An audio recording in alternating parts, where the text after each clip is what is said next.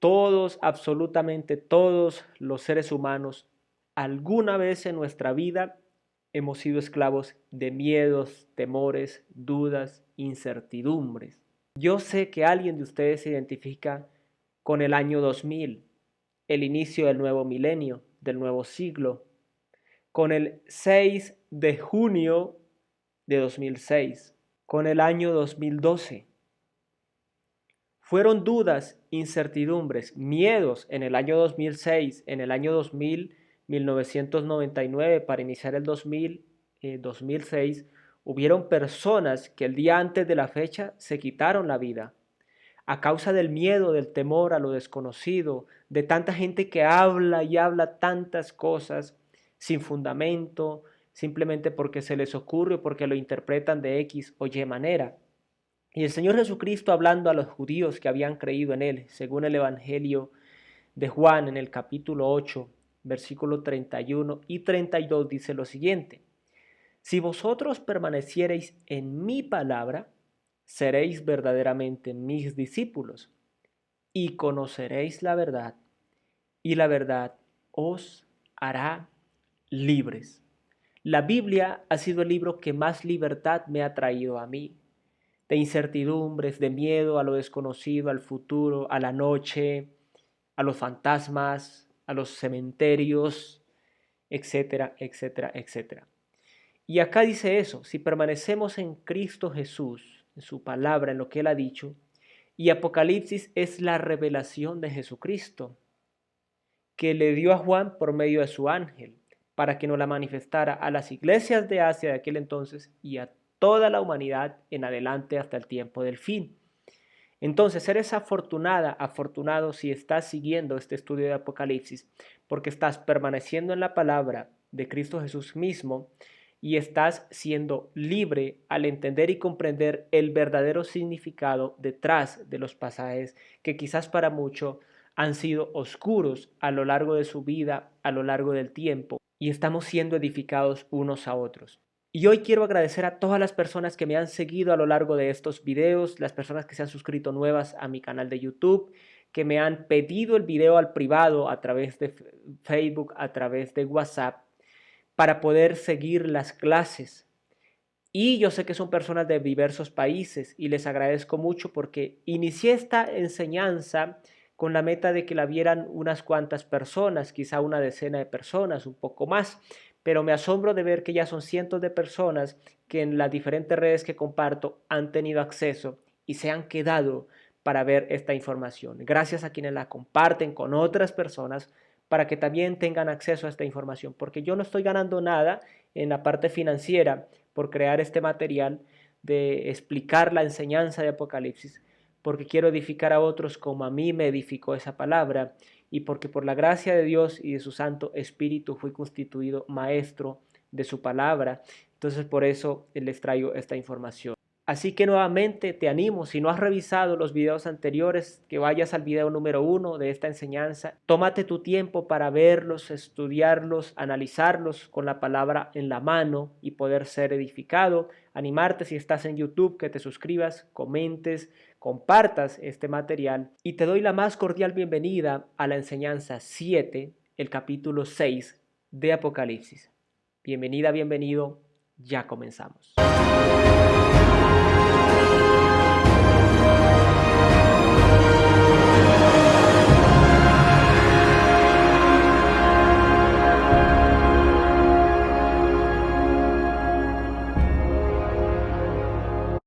Nuevamente les doy la más cordial y fraternal bienvenida a este estudio de Apocalipsis. Estamos originando esta enseñanza desde la República de Colombia para todos ustedes y vamos a entrar el día de hoy en Apocalipsis capítulo 6. Aquí en adelante ya empiezan a revelarse los misterios, ¿sí? Quizás hasta el capítulo anterior ya se vieron algunos temas bastante interesantes, pero acá ya entramos en la parte decretiva, en la parte de juicios y una parte bastante interesante y que ha sido a lo largo de los años bastante compleja de entender y que es la que quizás más frustra nuestro entendimiento cuando nos acercamos al libro Apocalipsis y no podemos comprender. Pero por la gracia de Dios, de su Santo Espíritu y en el nombre de en nuestro Señor y Salvador Jesucristo, hemos llegado a un nivel de comprensión de Apocalipsis que nos permite poder quitar el velo y traer entendimiento sobre los pasajes quizás oscuros en otro tiempo. Apocalipsis capítulo 6 comienza con un título bastante trascendental. El Cordero rompe los primeros 6 sellos.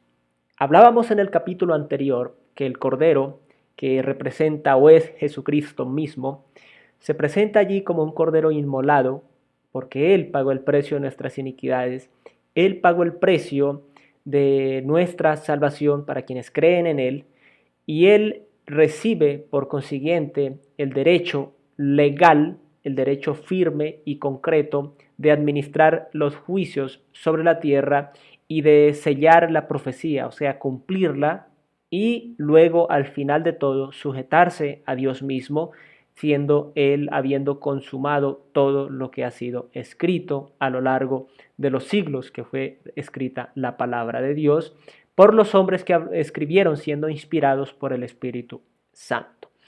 Así que en el capítulo 6 de Apocalipsis, el Cordero ya tiene el rollo que tomó de la mano del que estaba sentado en el trono, en el capítulo anterior lo vimos, toma ese rollo, ¿sí? Sellado con 7 sellos, que solo Él puede abrir, que solo Él puede ver, que solo Él puede romper, porque vimos en el capítulo anterior que no se halló a nadie, ni en el cielo, ni en la tierra, ni debajo de la tierra, que pudiera siquiera mirar el rollo. Pero acá el Cordero tiene la autoridad legal, el derecho legal, ¿sí?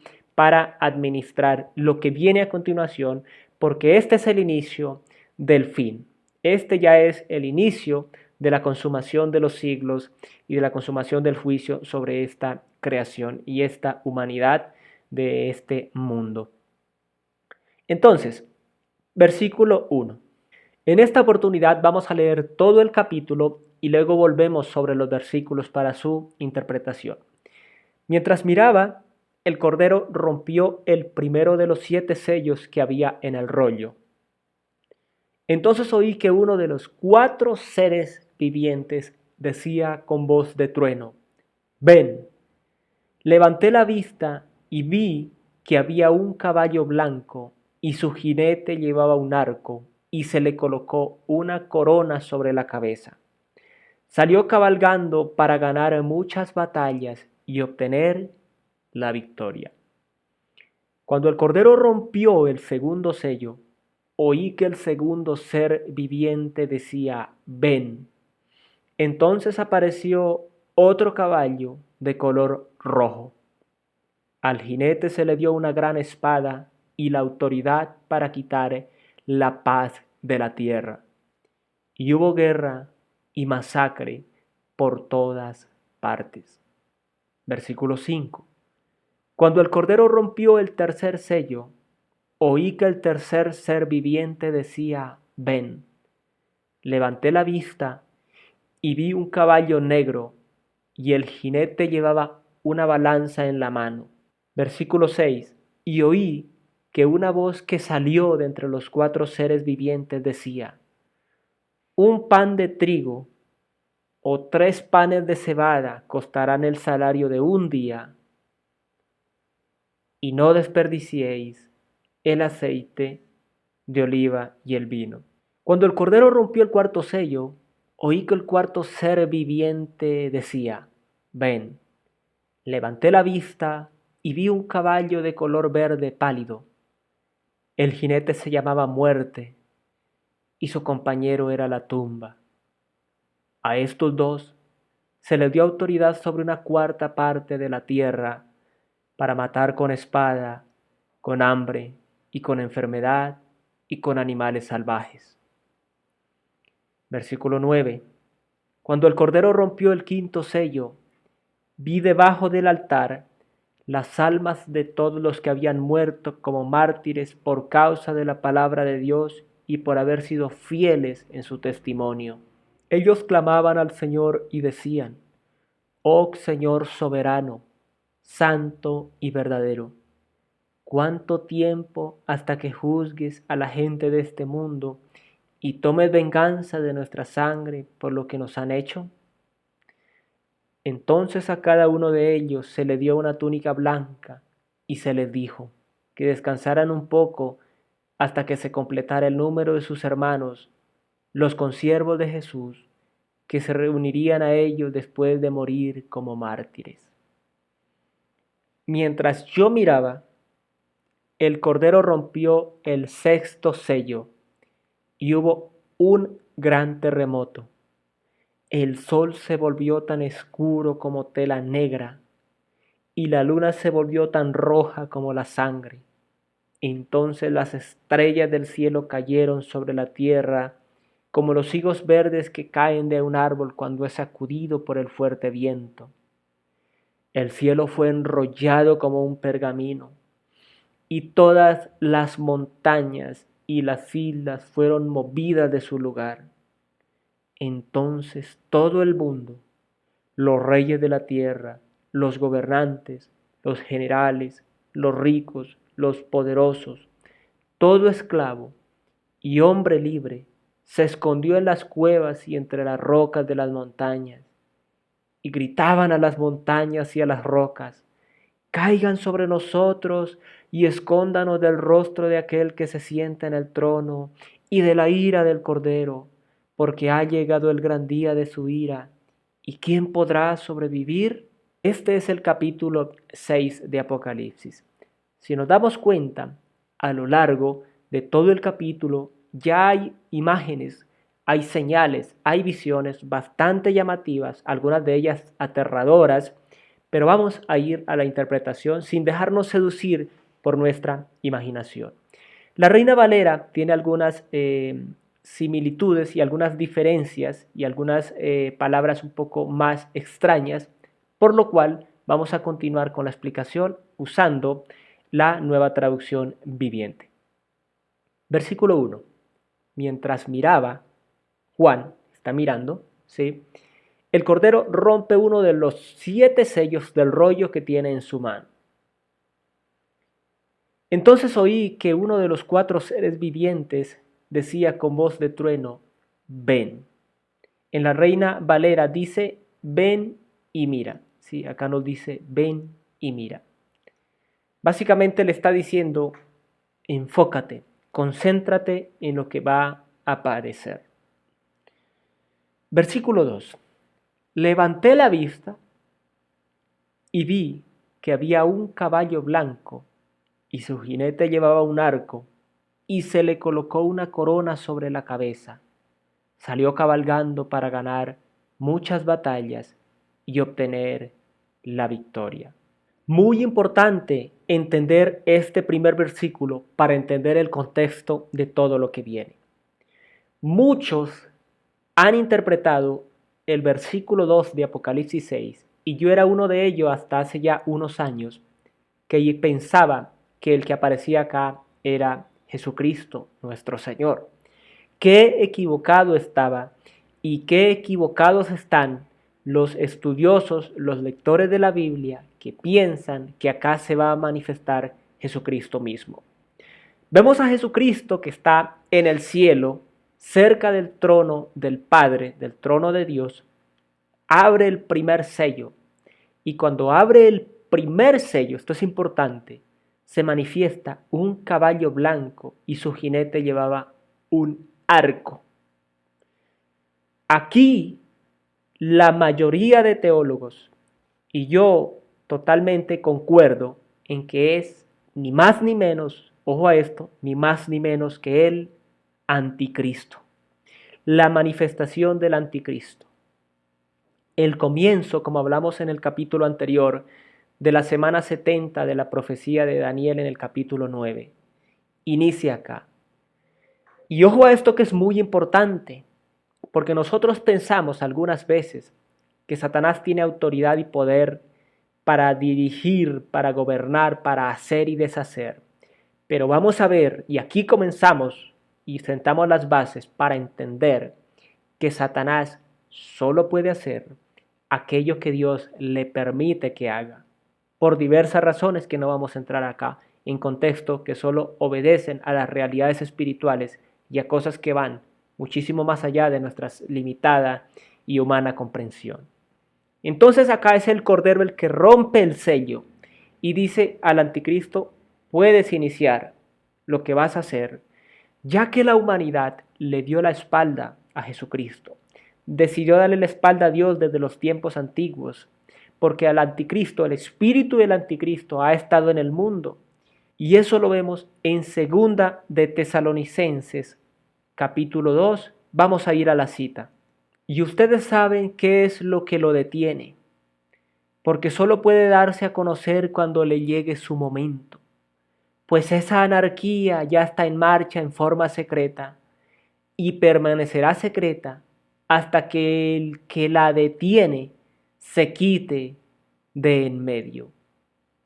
Aquí se está refiriendo al anticristo y puedes leer el contexto, no lo vamos a hacer ahora porque no es el caso, pero nos está hablando acá el apóstol Pablo a los tesalonicenses, les está diciendo: ustedes ya saben, yo se los dije cuando estuve con ustedes, que eso ya está en el mundo, ese misterio ya está en ejecución, esa anarquía ya está en ejecución, solo que hay algo que lo detiene. Y aquí podríamos decir muchas cosas sobre qué es lo que lo detiene según Tesalonicenses. Algunos hablan que es un poder de parte de Dios, que el Espíritu Santo, que la Iglesia, pero acá vemos que Él está rompiendo un sello, y cuando rompe ese sello, se le permite la manifestación al anticristo. O sea, no es que Él puede manifestarse porque se le da la gana de manifestarse hoy, mañana, pasado mañana, no. Es Dios el que le permite que se manifieste, porque al romper el sello es como si estuviera afuera y se le abriera la puerta para que pase, para que haga lo que tenga que hacer, para lo cual ha sido determinado. Entonces vemos que Dios está en control siempre, absolutamente siempre, por terrible o admirable o sorprendente que sea la situación. Se manifiesta con un arco, no con una espada. Jesucristo es el que aparece montado en el caballo blanco con la espada que sale de su boca. ¿Sí? El arco, ¿sí? El arco lleva en la mano el arco, pero no lleva flecha. ¿Sí? No lleva flecha. Y eso es interesante porque este era un símbolo usado para hacer un llamado a la paz o a la negociación cuando había un conflicto. Si se levantaba el arco en alto en la mano o se mostraba el arco sin flecha, era un símbolo de paz, un símbolo de que voy en paz, o sea, no voy a agredir, no voy a la guerra, sino vengo en son de paz. Y oh sorprendente cuando vamos al profeta Daniel y leemos en el capítulo 9 de Daniel, como lo vimos en el capítulo anterior, por eso es importante que veas los capítulos anteriores, donde se manifiesta este rey al final del tiempo, hablando de paz y seguridad, prometiendo una negociación de paz durante un tiempo, haciendo tratados y toda esta parte. Y así se manifiesta acá el anticristo con un arco en la mano, ¿sí? En símbolo de paz, pero viene con autoridad, viene con una corona, o sea, se le da poder, se le permite que pueda ejercer poder y autoridad, por lo cual es que las naciones que le dieron la espalda a Dios y las personas que le dieron la espalda a su Cristo van a decir: ay, este es el Salvador que esperábamos, este es el que nos va a librar, este es verdaderamente el que necesitamos, ese es, no hay otro, y entonces se van a ir tras él, sin entender o aún entendiendo que eso será su perdición. Entonces ahí lo vemos que él sale cabalgando para ganar muchas batallas y obtener la victoria, porque él va a aparentar delante del mundo que va a lograr la victoria final y luego vamos a ver lo que va a suceder con ello. Entonces, el primer sello, Jesucristo dice: ok, me dieron la espalda a mí, no me aceptaron a mí, ahí les va el Mesías que ustedes quieren, conforme a sus deseos, a sus pasiones y a sus vergüenzas y a su maldad. Ahí va el que ustedes quieren. Entonces permite Él que se manifieste el anticristo. Le abre la puerta para que se manifieste al mundo como un juicio sobre lo que el mundo piensa que es una bendición. Versículo 3. Cuando el Cordero rompió el segundo sello, oí que el segundo ser viviente decía: ven, o ven y mira, como dice Reina Valera. Entonces apareció otro caballo de color rojo. Al jinete se le dio una gran espada y la autoridad para quitar la paz de la tierra. Y hubo guerra y masacre por todas partes. Aquí vemos a Juan nuevamente, que el segundo de los 4 seres vivientes le dice, ven y mira. Y él ve en el panorama que aparece este caballo rojo, símbolo de sangre, símbolo de como de esa guerra, de esa situación compleja. Y se le da una gran espada y se le autoriza que haga el desorden. Si se dan cuenta, no es que él aparece y ejecuta lo que él quiere y lo que se le da la gana, no, se le permite hacer algo sobre la tierra a causa de lo mismo, de la maldad de la tierra, de la perversión de la tierra. Y aquí, yo cuando empecé a entender Apocalipsis, tuve mis confrontaciones y quizás sea tu caso, la estés teniendo en este momento y diciendo, ¿por qué Dios permitiría tanta maldad, tanta cosa, tanto juicio, asesinatos y masacres? Eso lo dices tú cuando no tienes una comprensión holística de lo que sucede en el mundo realmente. Cuando yo me puse a estudiar la historia, y no solo la historia oficial, sino las historias alternativas, porque generalmente la historia la escribe quien gana la guerra o quien gana las batallas, y generalmente la acomoda a su manera. Pero cuando tú ves la historia de diferentes ángulos, de diferentes posturas, analizas lo que está pasando en el mundo a la luz de la postura oficial y las posturas extraoficiales o contrarias a la oficial, logras un consenso y te das cuenta que el mundo está corrompido en extremo. Yo lo dije alguna vez en algún video de otra índole, que si yo fuera Dios, habría destruido este mundo hace mucho tiempo. Desde mi manera y mi humanidad limitada y desde mi comprensión. Pero la misericordia de Dios es tan grande, tan profunda, tan alta, tan incomprensible, que aún permite que podamos en este tiempo voltear nuestra mirada a Cristo, arrepentirnos de nuestra maldad y Él nos recibe y nos adopta como sus hijos, sellándonos con su Santo Espíritu. Un pequeño paréntesis, lo siento si se escuchan ruidos de fondo, es que precisamente todo está tranquilo hasta que inicio el estudio de Apocalipsis y se le dan por prender los carros acá, por hacer todo tipo de bullas, por salir los perros a la calle, como si el mismo infierno se alborotara para que no pudiera avanzar de manera coherente y de manera precisa.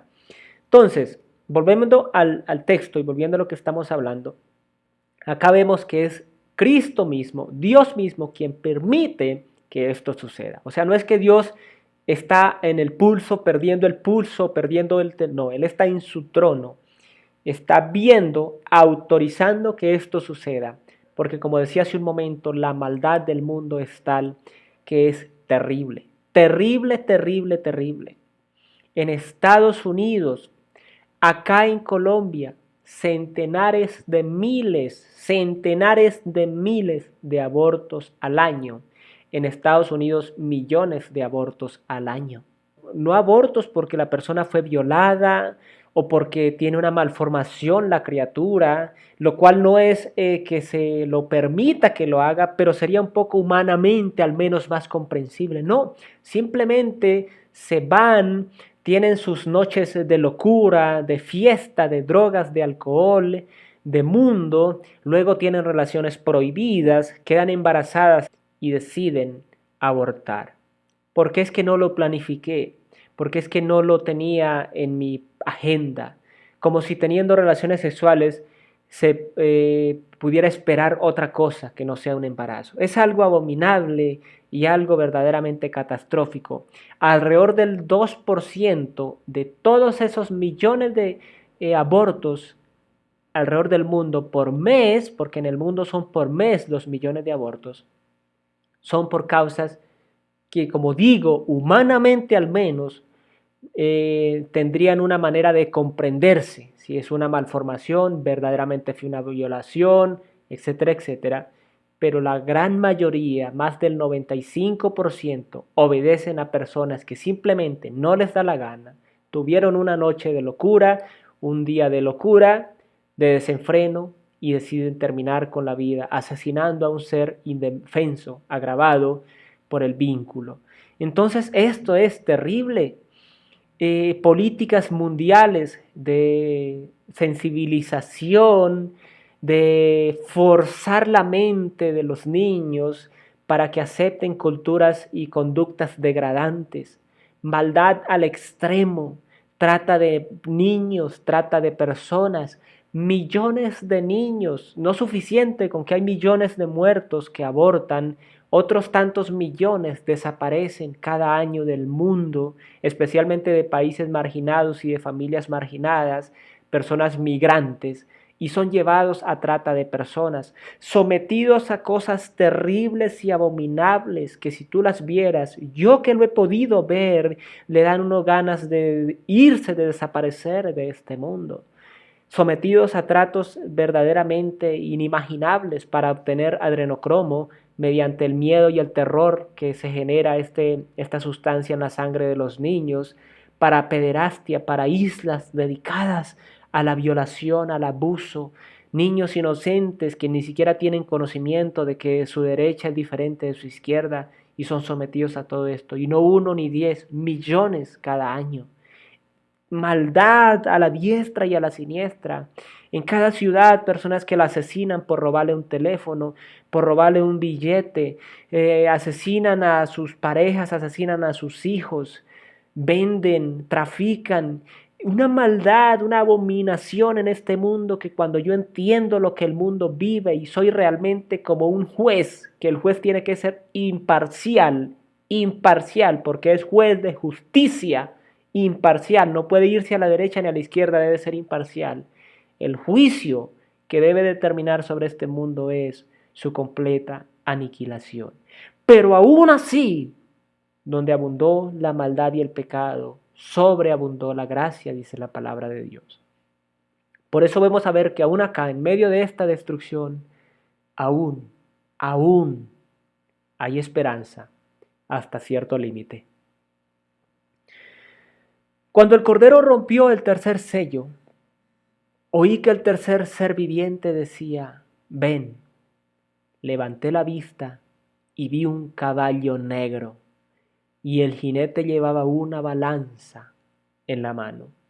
Una balanza es un peso, para quien de pronto no tenga conocimiento, un peso que tienes que colocar igual cantidad en un lado, igual que en el otro, para que se equilibre. Y la diferencia de inclinación de la balanza es el peso mayor sobre el peso menor, ¿sí? Y ahí es donde se calcula pues cuál es el peso de lo que se está pesando, vale la redundancia. Levanté la vista y vi un caballo negro y el jinete llevaba una balanza en su mano. Sí, llevaba ese peso, llamémoslo así, o ese medidor de masa en su mano. Y oí que una voz que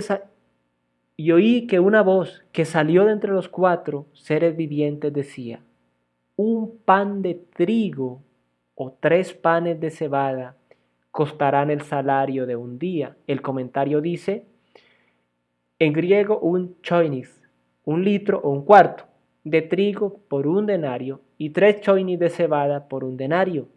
Un denario equivalía a la paga de un obrero por una jornada completa de trabajo. Según los cálculos, comparando el tiempo aquel, era 12 veces lo que valía realmente algo. O sea, si lo hablamos en términos económicos, una inflación del 1200%. No sé si los números los entendemos, los comprendemos, o si me doy a entender y a explicar. Una inflación de un 1200%. ¿Qué quiere decir? Hablemoslo en dólares americanos para que tengamos una comprensión global planetaria. Tú comprabas algo antes con $1.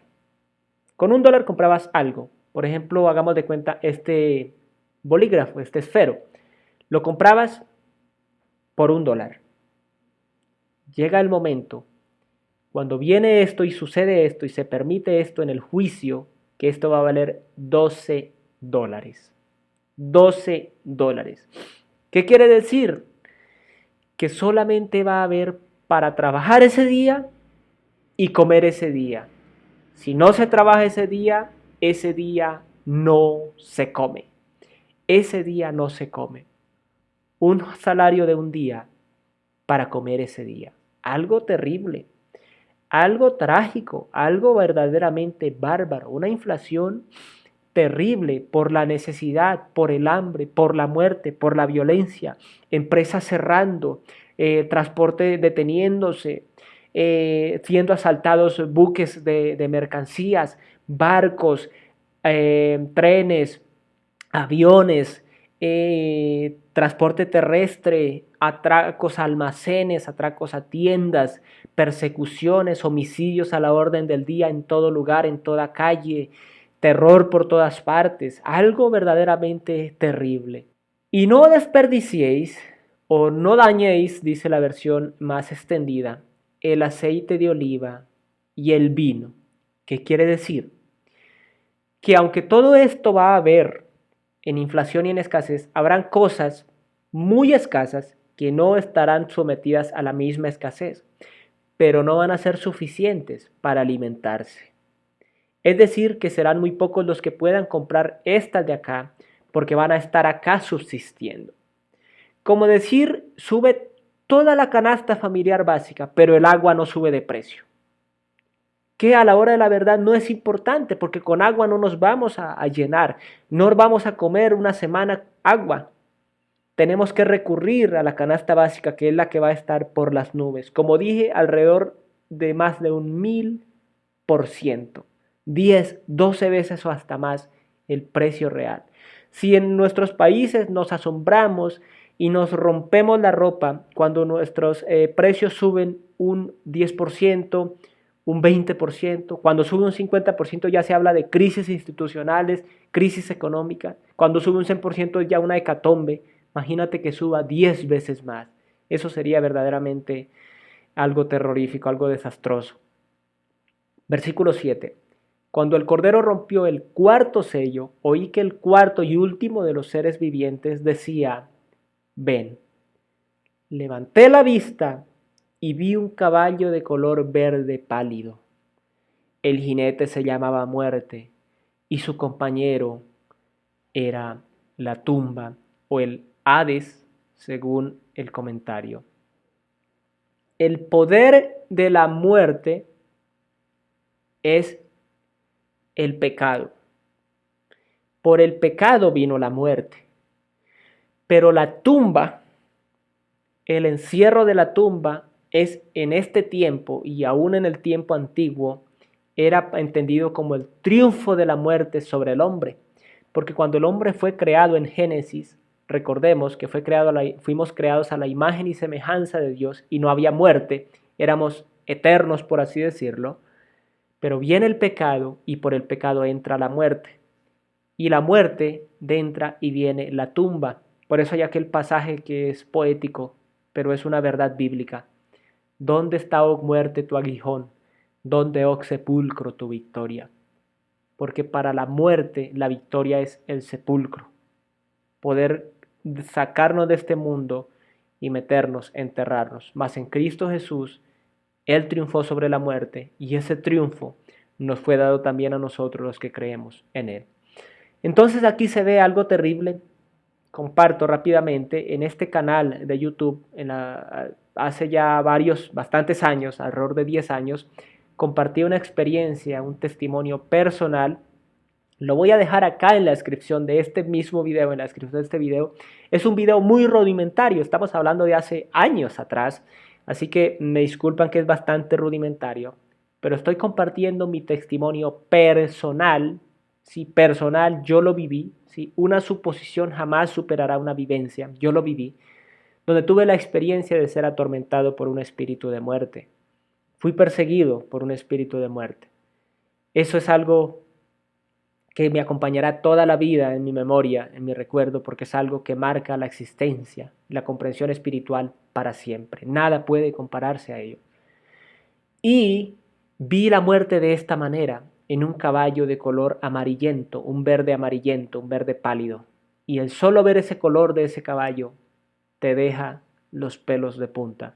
Es algo verdaderamente terrible. Entonces, aquí en el capítulo 6, en el versículo 8, vemos que aparece esa reflejación de la muerte misma, ¿sí? Personificada, porque la muerte es un reino. no es un espíritu solamente, es un reino, ¿sí? Es un reino con muchos espíritus de muerte, porque la muerte no es omnisciente, no es omnipresente, no es omnipotente. Si la muerte fuera un solo espíritu, tendría que ser omnipresente para poder ejecutar muertes de personas alrededor del mundo, porque sabemos que en el mismo momento pueden morir 1000, 10.000, 20.000 personas alrededor del mundo. Enfermedades, accidentes, situaciones específicas, tantas posibilidades, ¿sí? Que están muriendo personas todo el tiempo en el mundo, conforme están haciendo, están muriendo.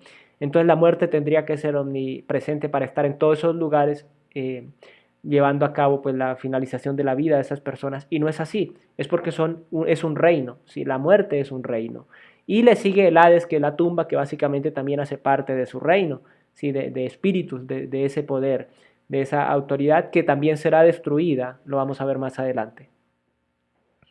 A estos dos se les dio autoridad sobre una cuarta parte de la tierra para matar con espada, con hambre y con enfermedad y con animales salvajes.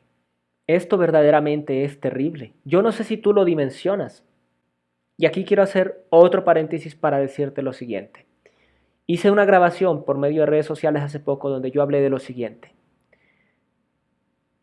Y lo he tratado en los videos anteriores un poco.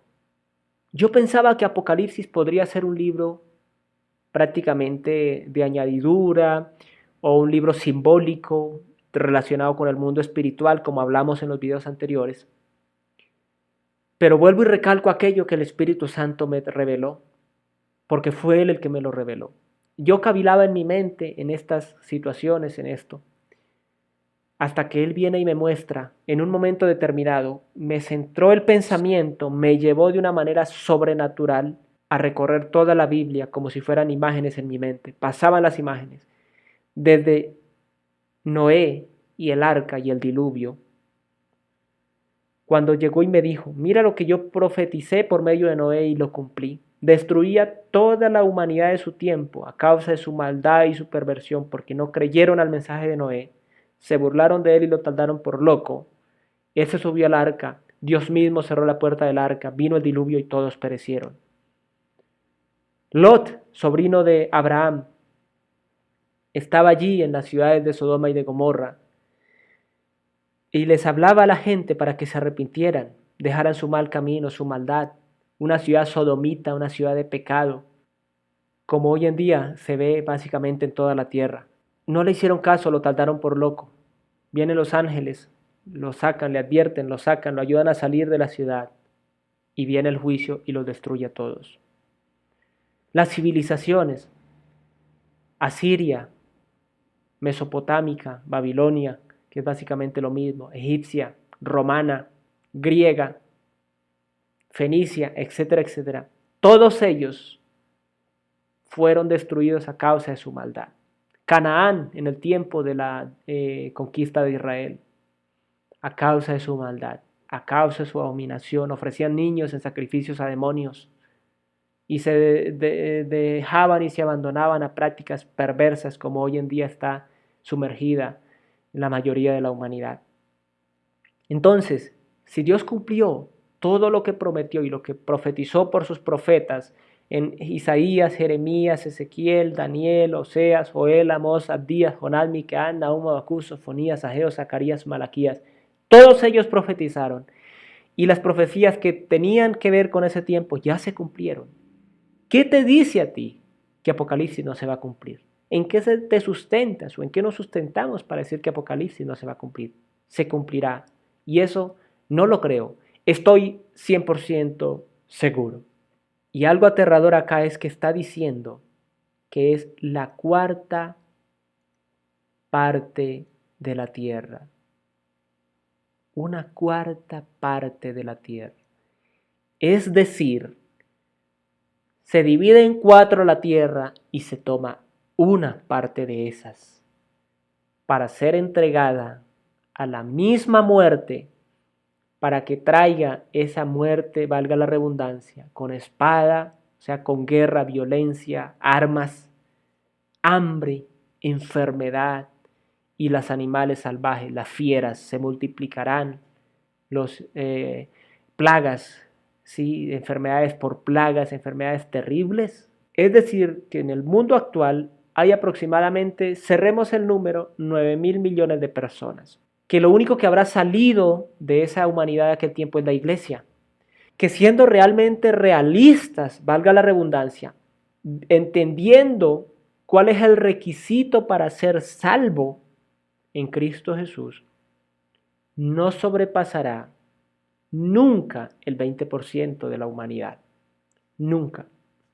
Siendo realmente sencillos y aún siendo demasiado optimistas, hay teólogos con muchos años de experiencia, con revelación en el Espíritu, que se quedan en un 10% de la humanidad que se salvará. Hay otros incluso más pesimistas que hablan solo de un 5% de la humanidad. Es decir, que si en el momento del rapto de la iglesia hay 10.000 millones de personas en el mundo, solo un máximo de 2.000 millones podría ser salvo. Un máximo. Ancho es el camino que lleva a la perdición. Angosto es el camino que lleva a la salvación. Muchos son llamados, pocos escogidos. La palabra ya nos da la luz sobre ello. ¿Por qué? Porque la humanidad ha elegido darle la espalda a Dios, seguir sus caminos, sus creencias, sus culturas. Es que a mí me enseñaron así y no se dan el tiempo de poner en duda lo que les han enseñado, de leer, de buscar, de orar, de pedir con corazón sincero. Y desgraciadamente, yo soy muy optimista con decir que el 15% de la humanidad podría salvarse. El resto, que si de 10.000 millones serían 8.000 millones, tendrían que enfrentar, o hasta 9.000 millones, el apocalipsis. Los únicos que se salvan, y esto ya no está en discusión para mí, de si la iglesia se va en medio al final de la tribulación o antes, ya no está en discusión, lo dije en el video anterior, puedes ir a verlo y entender mi interpretación de esa enseñanza, de esa doctrina. Solo la iglesia se salvará de esto. Así que si tú estás viendo esto y no has creído, no crees, estás en duda, yo te invito, echa mano de la salvación, echa mano de Cristo, oblígate a echar mano de Cristo, porque no es que yo lo siento, porque todo en la vida es decisión. Amar a una persona, casarse con una persona es una decisión, no un sentimiento. Si es un sentimiento, a los 6 meses, al año, a los 2 años te quieres divorciar porque es un sentimiento que se va y que viene. Cuando es una decisión, perdonar no es un sentimiento ni una emoción, es una decisión de madurez. Bien, entonces acá vemos que una cuarta parte de esa humanidad que llegará al Apocalipsis enfrentará a la misma muerte una cuarta parte, aproximadamente, como ya decía, 2.000, entre 1.500 a 3.000 millones de personas, algo que nunca se ha visto. Porque como dice la palabra allá en Sofonías 1:14 al versículo 16, dice: ese terrible día del Señor está cerca, viene deprisa, un día de llanto amargo, un día cuando aún los hombres fuertes clamarán. Será un día cuando el Señor derramará su ira, un día de terrible aflicción y angustia, un día de ruina y desolación, un día de oscuridad y penumbra, un día de nubes y de negrura, un día de sonido de trompeta y gritos de batalla. Caen las ciudades amuralladas y las más sólidas fortificaciones. Terrible. ¿Y qué nos dice Joel, el profeta Joel, en el capítulo 2, versículo 10 al 11? Dice lo siguiente: la tierra tiembla mientras avanzan y los cielos se estremecen. El sol y la luna se oscurecen y las estrellas dejan de brillar. El Señor va a la cabeza de la columna, con un grito los guía. Este es su ejército poderoso y ellos siguen sus órdenes. El día del Señor es algo imponente y pavoroso. ¿Quién lo podrá sobrevivir? Yo no sé, pero a mí esto me eriza la piel. Me eriza la piel este entendimiento de lo que significa el tiempo del fin. El tiempo del fin. Algo terrible. Algo terrible, y profundizaremos más en los siguientes capítulos. Cuando el Cordero rompió el quinto sello, vi debajo del altar las almas de los que habían muerto como mártires por causa de la palabra de Dios y por haber sido fieles en su testimonio. Ellos clamaban al Señor y decían: Oh Señor soberano, santo y verdadero, ¿cuánto tiempo hasta que juzgues a la gente de este mundo y tomes venganza de nuestra sangre por lo que nos han hecho? Recordemos que el Señor es juez justo y Él debe hacer justicia. El que cree en Jesucristo, su pecado, su maldad, ya ha sido juzgada en el cuerpo de nuestro Señor Jesucristo, en su muerte en el madero. Pero el que no crea, el que no se arrepienta, toda su maldad le está siendo contada, acumulada, sumada y escrita para el día del juicio. Entonces, aquí vemos que las almas de esos decapitados, de esas personas que han sido mártires, ¿sí?, en esa esperanza en Dios, van a clamar por justicia. No están diciendo venganza, destrúyanlos. No, Señor, tú dijiste que tuya es la venganza, tú darás el pago. ¿Hasta cuándo lo harás, Señor?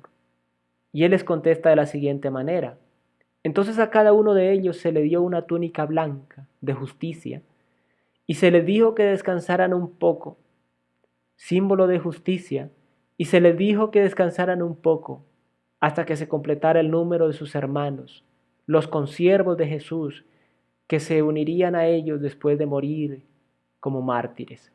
Mártir no solamente es la muerte, mártir es la vida.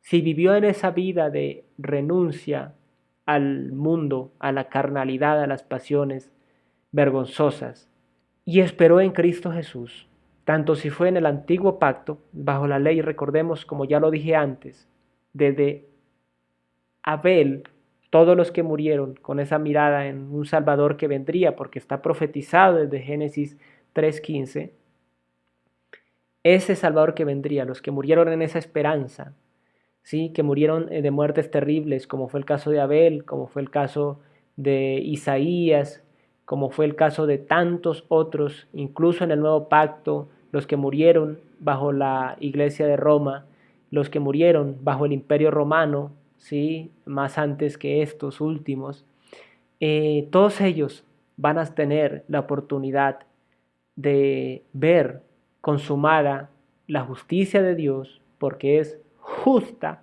justa sobre quienes les cometieron todas estas atrocidades.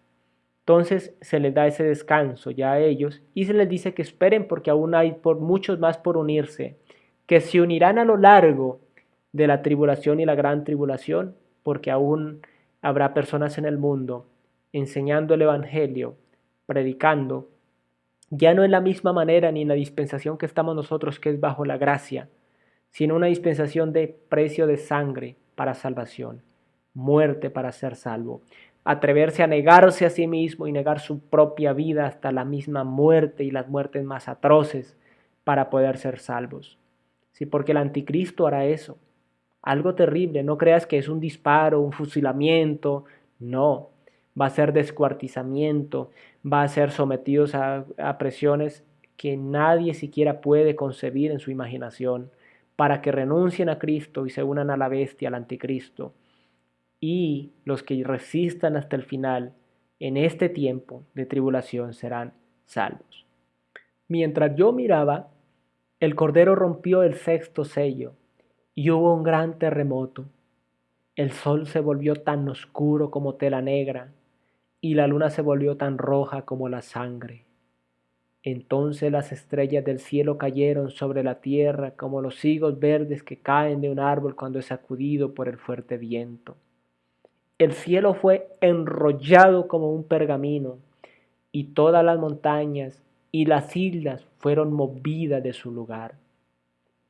Algo muy importantísimo acá es que Jesucristo inicia la apertura de la semana 70 de Daniel, los 7 años de tribulación y gran tribulación sobre el mundo, sobre la humanidad que se quede. ¿Sí? Hablábamos hace unas clases anteriores que muchos interpretan Apocalipsis como un libro espiritual, otros como un libro que se ha cumplido a lo largo de la historia del mundo, desde los tiempos de la primera iglesia, pero acá vemos que está hablando de una realidad última, de una realidad precisa y concisa, con eventos subsecuentes sucediendo unos tras de otros en un tiempo determinado. Y vemos acá que cuando se abre el sexto sello es algo aterrador, un gran terremoto. Cuando abra gran terremoto estamos hablando de un terremoto quizás más de nivel 10, 12, 13 en la escala Richter y es terrible. Dice que es capaz de mover toda la tierra, remover las islas. Imagínate maremotos sucediendo, todo esto. Uy, esto es verdaderamente terrible. Y aún en los cielos señales, sí, en los cielos, como si fuera esa señal de la manifestación para la humanidad en personificación del Hijo del Hombre. Entonces todo el mundo, los reyes de la tierra, los gobernantes, los generales, los ricos, los poderosos, todo esclavo y hombre libre, se escondió en las cuevas y entre las rocas de las montañas.